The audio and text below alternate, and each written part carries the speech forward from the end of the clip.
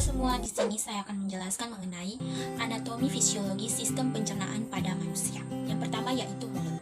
Mulut adalah suatu rongga terbuka tempat masuknya makanan dan air yang menjadi bagian awal dari sistem pencernaan. Di dalam mulut terdapat gigi, lidah, dan kelenjar ludah. Yang pertama yaitu gigi.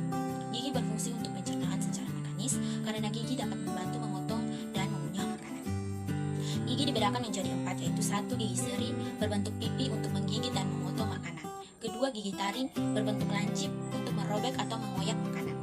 Ketiga yaitu gigi geraham depan, berbentuk besar dan permukaan tidak rata untuk mengunyah makanan. Yang keempat, gigi geraham belakang untuk mengunyah makanan maupun menghaluskan makanan. Yang kedua yaitu lidah. Lidah merupakan salah satu dari 5 panca indera yang dimiliki manusia. Fungsi lidah yaitu sebagai pengecip rasa dan sebagai organ yang membolak-balik makanan saat mengunyah. Bagian-bagian lidah yang pertama papila, kedua sulcus terminalis, ketiga tonsil, keempat frenulum linguae. Yang ketiga merupakan kelenjar ludah.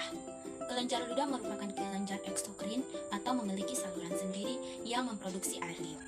Air liur berperan dalam pencernaan karena mengandung enzim phthalin yang berfungsi mengubah anilum menjadi senyawa gula yang lebih sederhana. Yang kedua yaitu kerongkongan.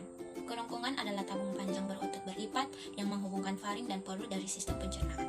Fungsi kerongkongan yaitu 1. Menyalurkan makanan dari mulut ke lambung, 2. Menghasilkan gerak peristaltik, 3. Mencegah laju isi dan cairan lambung. Yang ketiga yaitu lambung.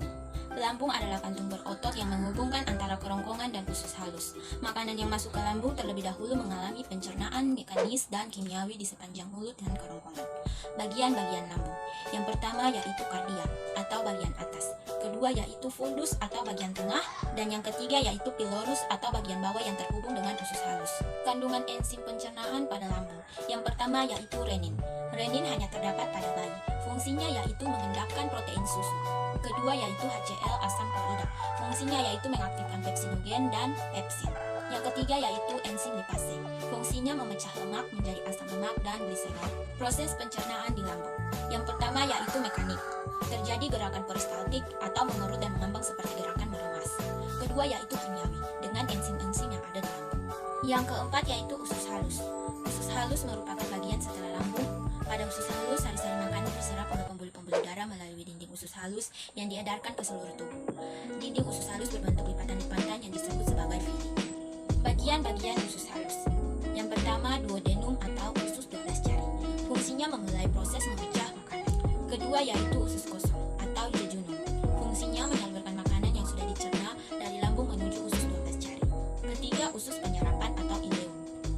Fungsinya yaitu menyerap makanan menggunakan jaringan villi. Yang kelima yaitu usus besar. Usus besar dikenal pula dengan nama kolon atau intestinum grassum.